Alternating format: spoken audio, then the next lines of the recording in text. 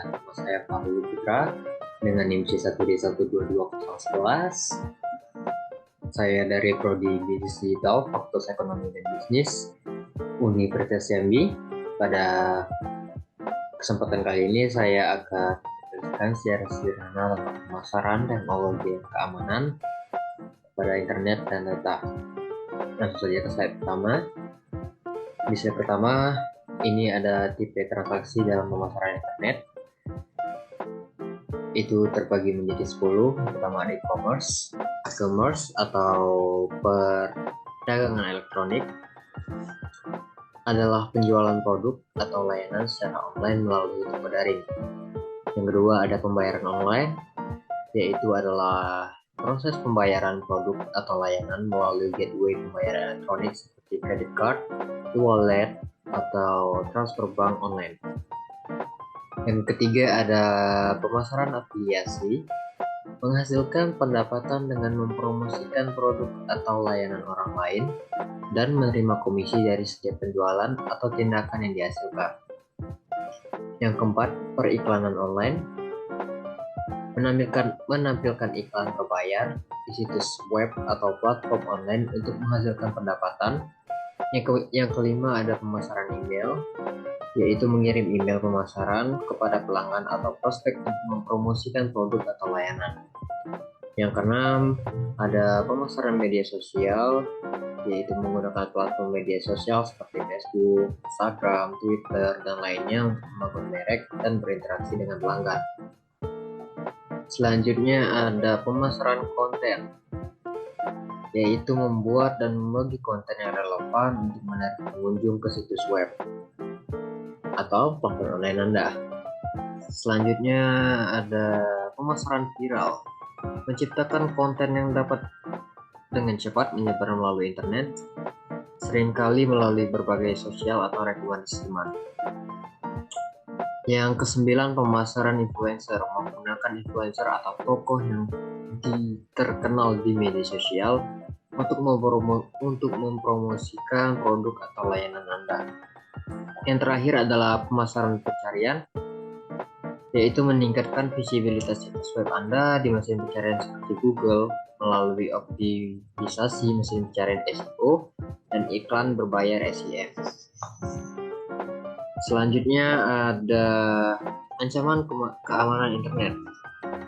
Ancaman keamanan internet ini terbagi menjadi 5. Yang pertama ada malware. Malware ini adalah perangkat lunak seperti virus, worm, trojan, dan spyware yang dapat merusak sistem, mencuri data, atau merusak perangkat. Yang kedua ada denial of service, DOS, atau DDoS, yaitu distribute denial of service, yaitu serangan yang bertujuan untuk membuat layanan online tidak tersedia dengan cara membanjiri server dengan lalu lintas internet palsu. Selanjutnya yang kedua phishing, yaitu penipuan online yang mencoba memperdaya pengguna untuk mengungkap informasi pribadi seperti kata sandi, nomor kartu kredit, atau informasi keuangan lainnya dan berpura-pura menjadi entitas terpercaya.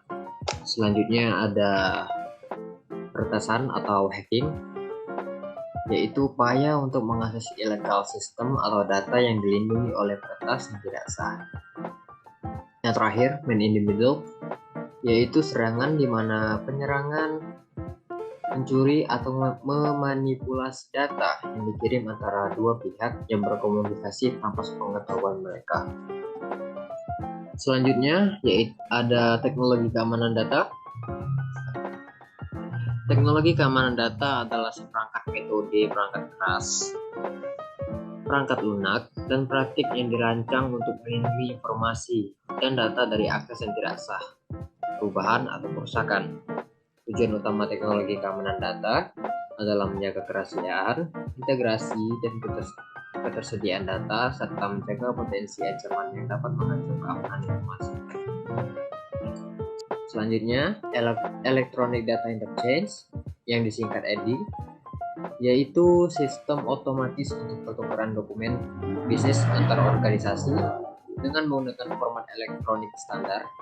Ini memungkinkan perusahaan untuk mengirim data bisnis seperti pesanan, pembelian, faktur, atau informasi inventaris secara elektronik kepada mitra bisnis mereka tanpa perlu dokumen fisik atau input manual. Berikut ini ada karakteristik utama dari Electronic Data Interchange. Yang pertama adalah format standar yang menggunakan format data yang telah ditentukan dan diakui secara internasional seperti ANSI X12 di Amerika Serikat atau UN/ADFAC Global. Format-format ini menentukan cara data bisnis diatur dan dipesan elektronik. Yang kedua ada automatisasi, yaitu mengotomatisasikan proses pertukaran data, mengurangi kebutuhan untuk input manual sehingga mengurangi risiko kesalahan manusia dan meningkatkan efisiensi. Yang ketiga ada kecepatan dan akurasi dengan menghilangkan keterlambatan yang biasanya terkait dengan dokumen fisik dan pengolahan manual. EDI memungkinkan perusahaan untuk melakukan bisnis dengan lebih cepat dan akurat.